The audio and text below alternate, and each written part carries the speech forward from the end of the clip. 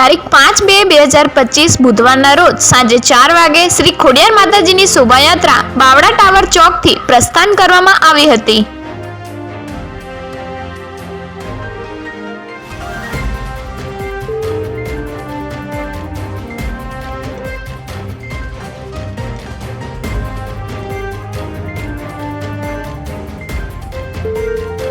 જેમાં સમસ્ત રાણા સમાજના આગેવાન નરેશભાઈ રાણા, લાલજીભાઈ રાણા તથા વિનોદભાઈ રાણા તથા દેવાભાઈ રાણા, મહાકાળી માતાજીના ભુવાશ્રી આકાશભાઈ ઠાકોર તથા ગામના આગેવાનો તથા બાવળા પોલીસ દ્વારા શોભાયાત્રામાં સારો એવો સાથ અને સહકાર આપ્યો હતો।